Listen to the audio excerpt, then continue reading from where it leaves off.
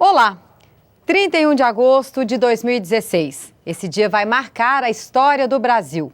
Por 61 votos a 20, Dilma Rousseff perde o mandato de presidente, mas continua com os direitos políticos preservados. Isso aconteceu numa segunda votação. Mas será que a Constituição brasileira permite mesmo isso? É o que vamos discutir agora com o professor de Direito e analista do TRE Goiás, Alexandre Azevedo. Muito obrigada, nosso consultor aqui, né? É um prazer para mim estar aqui, uma honra, né, para a gente estar aqui discutindo com você e também, né, com o seu telespectador sobre esse tema, né, tão palpitante assim, na vida social. E acabou de acontecer, né, um fato histórico, é a primeira vez que acontece isso, né, na história do Brasil. Já houve 2 impeachments, mas é a primeira vez que acontece um impeachment que, no caso, a presidente, né, continua com os direitos políticos preservados. Bom, mas vamos falar sobre isso daqui a pouquinho. Vamos primeiro ficar em cima do impeachment, né?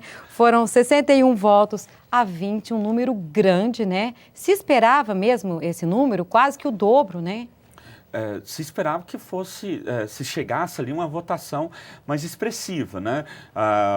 Acima do mínimo que, de 54 deputados, senadores, né? Que é 2/3 dos membros para que houvesse, né, esse afastamento definitivo.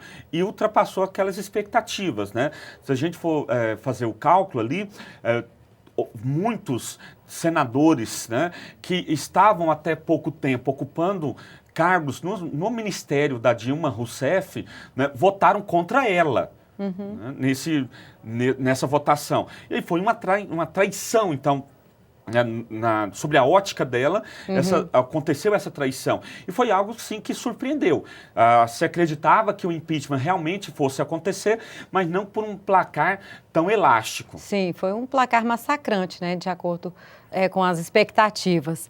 Bom, e para surpresa, né, de quase todo mundo, até mesmo de alguns senadores, houve essa segunda votação, quando se esperava apenas uma votação, né, que o impeachment seria acoplado à perda dos direitos políticos, e o ministro lança, né, esse assunto, é votado ali através de um destaque, e, para surpresa de todos, houve essa votação, o presidente Dilma continuou com os direitos políticos preservados. Foi uma surpresa para você também, Alexandre? Não, causou espécie. A gente costuma falar no meio jurídico, quando é uma decisão tão estranha, que causa espécie. Né? A gente fica assim, naquela situação sem saber o que está acontecendo. E aí, venho da PUC agora, né? Estava lá na sala dos professores com vários amigos, vários colegas que são constitucionalistas também, e a gente brincando, como que a gente vai explicar isso em sala de aula daqui para frente? Porque o artigo 52 da Constituição, parágrafo único, diz que o Senado Federal vai julgar, né, nos casos de impeachment, presidente da República, com a presidência ali do presidente do Supremo Tribunal Federal e vai decidir pela cassação, pela perda, então, do mandato, com a inabilitação para o exercício de funções públicas pelo prazo de 8 anos. Não é 2 votações. A própria votação do impeachment, né, já induz, ali, já leva a essa inabilitação por 8 anos para ocupar qualquer cargo público, cargo ou função pública. Não é só disputar a eleição. Ela não estaria, melhor dizendo, né, apenas inelegível, mas estaria realmente impedida de ocupar qualquer cargo público, cargo ou função pública. Exemplificando, até o ministro Lewandowski utilizou isso, né? Falou que ela, sendo cassada por essa, né, primeira ideia que se tinha, ela não poderia ocupar nem mesmo um cargo de assessor, um cargo de ministra, um cargo de professor, um cargo em qualquer faculdade pública, por exemplo, né? E aí, então, vem toda aquela hermenêutica processualística, né? O ministro Aires Brito, em determinado julgamento no Supremo, ele falou, olha, isso aqui nós estamos repetindo um salto da Daiane Santos, né? Sim. Um salto hermenêutico, tão esdrúxulo que era essa interpretação. E eu acho que ontem, na votação do Senado, coube bem isso. Né? Esse destaque que foi decidido, não foi nem pelo plenário. O ministro Lewandowski decidiu sozinho, né? Falou, olha, pode sim ter essa cisão do julgamento. Mas ele foi procurado para isso e já havia, no caso, um conchavo. Já havia, segundo a própria senadora, né, Cátia Abreu, um advogado do Tocantins levou para ela essa tese, ela compartilhou a tese com o presidente do Senado, Renan Calheiros, e também com o presidente do Supremo Tribunal Federal e o presidente da sessão, daquela sessão de deliberação, né, o Ricardo Lewandowski. Parece que eles demonstraram um certo apoio, e aí compartilhou depois com um senador do PT que fez a apresentação desse destaque, né, na sessão de julgamento, e o ministro Lewandowski acolheu. Para surpresa de todos. Mas assim, se houve a aceitação da votação, é muito difícil agora recorrer. Né? O placar, né, no caso, precisariam de 58 votos? 54. 54 votos e ficou 46. Certo? Isso, não certo. tem os números pouco, aqui, né? mas não conseguiu-se atingir o número, né, para que ela perdesse os direitos políticos. Enfim, se os senadores submeteram, né, a votação, houve. No final, alguns disseram que iriam recorrer, mas no final da tarde já mudaram de ideia, né, o próprio PSDB e DEM, achando melhor não fazer isso, já que poderia colocar em risco também o processo do impeachment. Exatamente. Toda votação, que a dúvida é o seguinte, o que vai se anular? A deliberação do Ricardo Lewandowski ou a segunda votação? Porque se anula a própria manifestação do ministro Ricardo Lewandowski, né, de dividir ali as votações, então teria que voltar para o Senado, para que o Senado votasse novamente o impeachment inteiro. Aquela votação de se afasta do afastamento ou não. E aí isso aí, né, causaria uma certa insegurança institucional, principalmente com o Temer, né, o governo Temer. E aí então, num acordo ali entre o PSDB e o DEM, decidiram, olha, vamos, pelo menos esses dois partidos, nós não vamos recorrer, nós vamos entrar com um mandato de segurança perante o Supremo, deixa do jeito que está. O Solidariedade é que ainda, pelo menos até a noite de ontem, né? Uma noite e outra pode acontecer muita coisa, né? Ele manifestou, nós vamos entrar com mandato de segurança no Supremo para questionar isso. Então, tem essa possibilidade. Muita coisa ainda pode mudar, né? Bom, e no primeiro discurso da ex-presidente, né? Ela falou que agora a oposição será uma das mais ferrenhas ao governo golpista, ou seja, vai vir muito chumbo aí para Michel Temer. A gente vai continuar falando sobre isso daqui a pouquinho, depois do intervalo.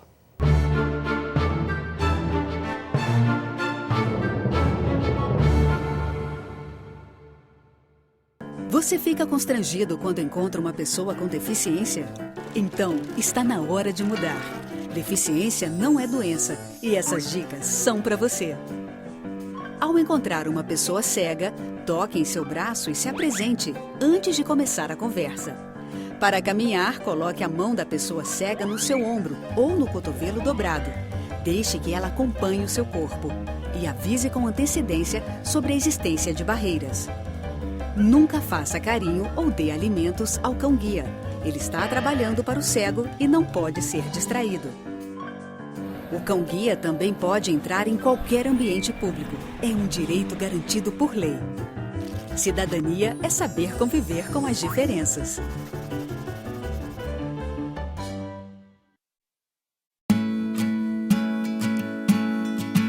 Para chegar até o Superior Tribunal de Justiça, um processo em papel leva cerca de 7 meses. Com a virtualização, os processos podem ser enviados eletronicamente em apenas alguns segundos. O que antes levava meses e muito papel, agora está a um clique. Virtualização de processos, porque ter acesso fácil e rápido à justiça é um direito seu.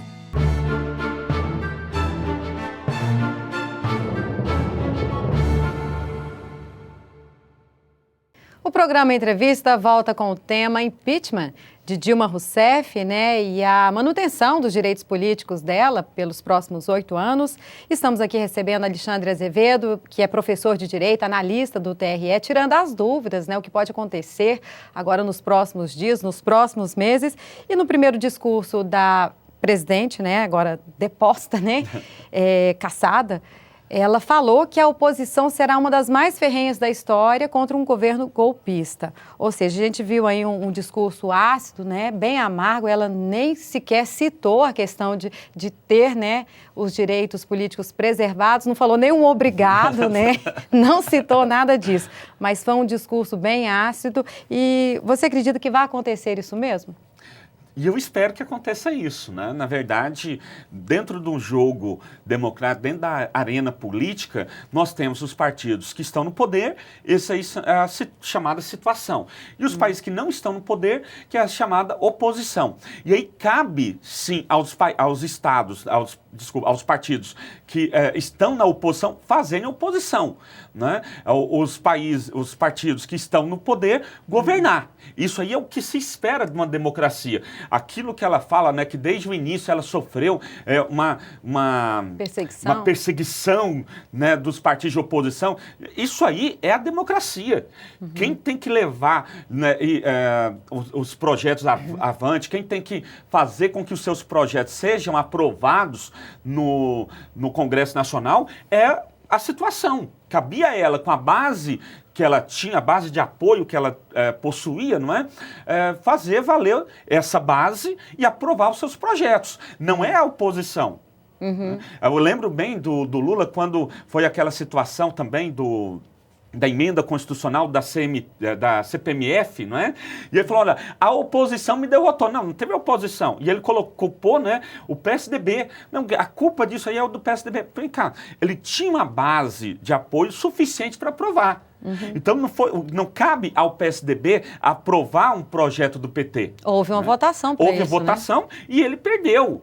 Parte da base aliada dele votou contra ele. E aí a base aliada da Dilma ruiu com a eleição de 2014 por conta após, né, aquela campanha eleitoral, veio aquela avalanche de notícias péssimas. Sim, né? As pedaladas fiscais, né? A pedalada, a inflação e todas as outras coisas começaram a subir num nível, né, insuportável pela população, também os partidos, que da própria base dela abandonaram. Então, culpar o PSDB por conta disso, ou a oposição por conta disso, eu acho que é um choro do derrotado.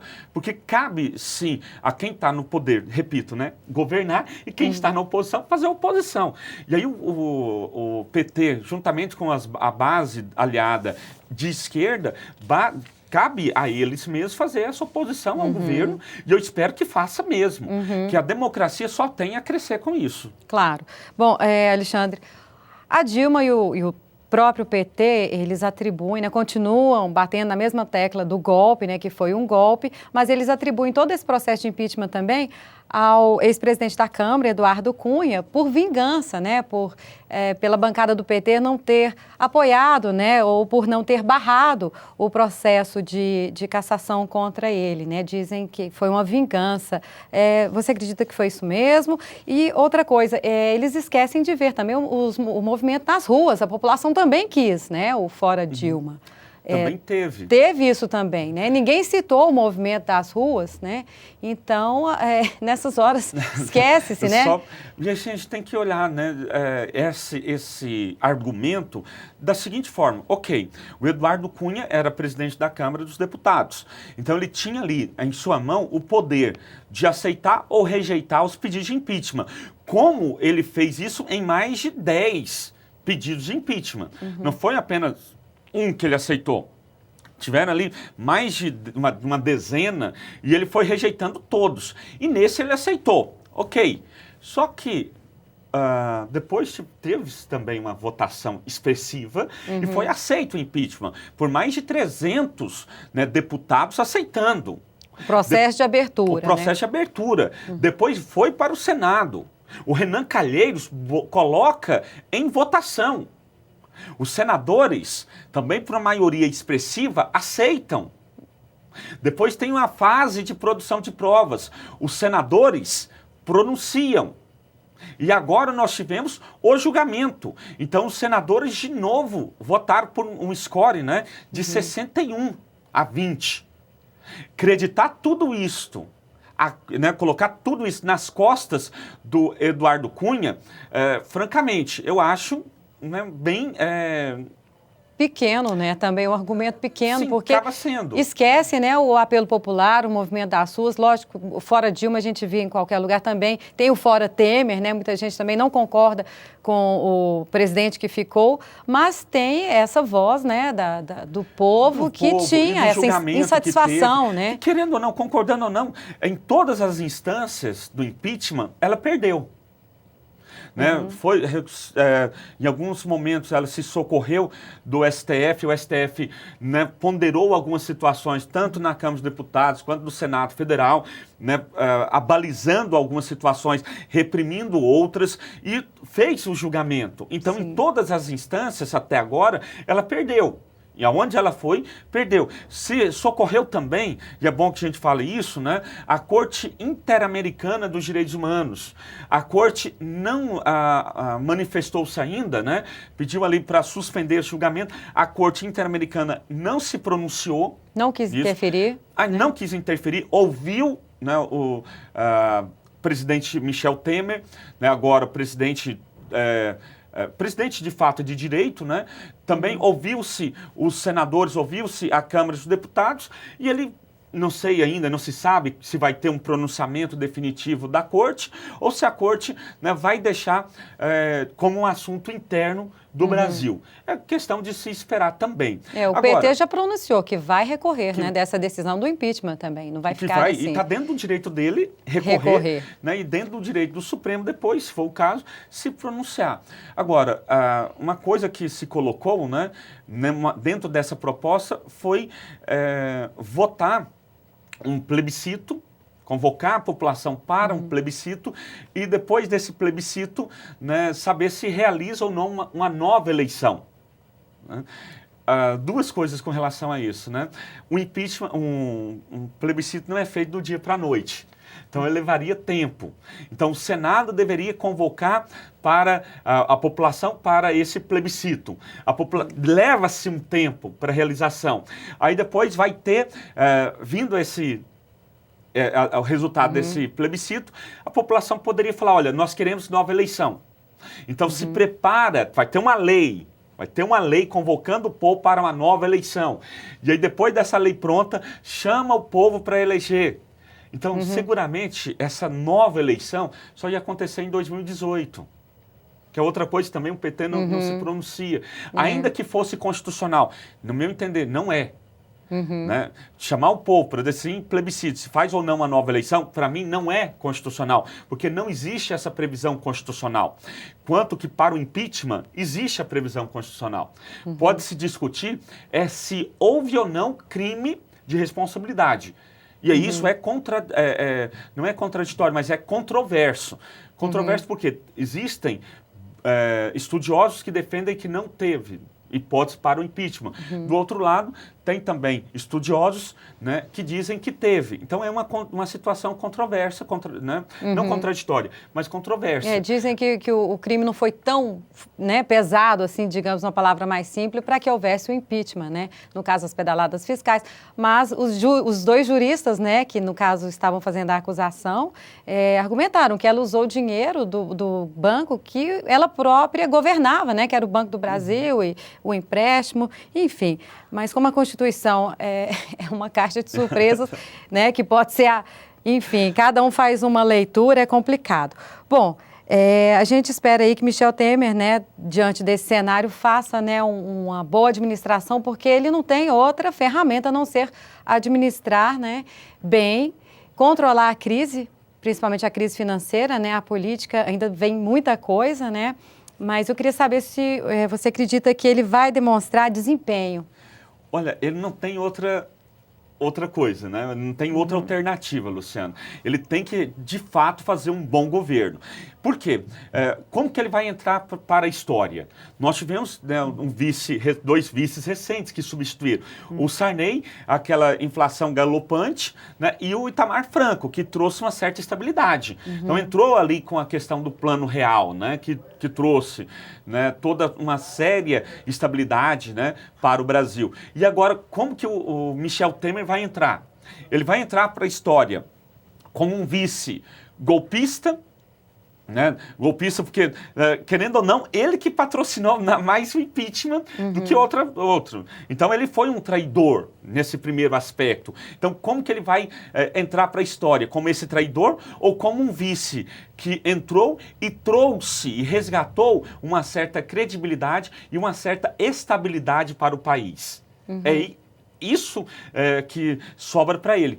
Como que ele quer que o nome dele conste nos livros de história futuramente? No caso, fazendo um bom governo, né? Isso. Porque a questão do golpe também é controversa, né? Porque a Constituição mesmo permite, né, que ele vá à presidência, já que ele era o vice, mesmo não ter sido legitimado por votos, né? Isso, exato. É vice e é bom lembrar, né?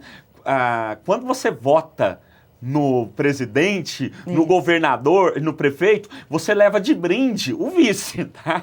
Ninguém não tem como. Mesmo não concordando, às vezes. Mesmo não concordando. Né? Interessante que, Luciano, nós já tivemos situações no Brasil em que nós não tivemos vice, né? Getúlio Vargas, mesmo na época dele, não existia a figura do vice. Posteriormente, nós tivemos o presidente e o vice eleitos separadamente. Você votava, o eleitor votava primeiro no presidente e depois votava no vice. Qual que era o grande problema? Luciano, poderíamos... Às vezes pegavam a oposição, né? O vice. Exatamente. Imagina que o vice da Dilma, né, fosse o Aloysio Nunes, do PSDB. Sim. Ela não ia poder sair do país, né? Ia viajar para o país, assumir o PSDB. Então, vê a situação que a gente tinha, né? E aí a Constituição atual, né? Atual já há algum tempo, prevê, olha, o vice, aliás, o presidente e o vice, o titular e o vice, são eleitos em chapa única. Sim. A eleição do titular importa a eleição do vice. É igual você falou, leva um de brinde, né? Isso. Então, na hora de votar, eleitor, olha quem é o vice. E a legislação eleitoral, puxando um ganchinho aqui, né? Ela fala que o nome do vice tem que ter, no mínimo, 30% nas propagandas, né? No mínimo 30% do espaço destinado ao titular. Exatamente para que se saiba. Justamente. Né? E na urna tem que aparecer o nome dos dois, a fotinha dos dois ali, para o eleitor saber quem está votando. Justamente. A gente está vendo aí nas propagandas que tem vice que não está nem aparecendo muito, outros já estão aparecendo, né, bem. Mas as eleições estão aí, isso aí é uma dica boa, né? Prestar atenção em quem está votando também, né? Na vice-presidência, no caso, vice-prefeito, vice-governador, porque os senadores, aí o suplente dos senadores também. Também. Ninguém sabe quem é suplente, né? Sabe. Esse detalhe também é bom lembrar. Olha, Alexandre, a gente poderia ficar aqui o dia inteiro conversando, né? Mas vamos esperar um pouco mais para ver quais são essas repercussões, né? Esses recursos, se eles vão mesmo, né, entrar. E a gente te convida aqui de novo para uma segunda vez. Ok? Muito obrigada pela sua vinda aqui. Fazer a convocação, vai ser uma convocação e sempre estarei aqui disponível para falar com você e também com o seu telespectador. Muito obrigada. Obrigada a você também pela audiência. Continue com a gente pelo canal 8 da NET ou pelo nosso site. Até mais.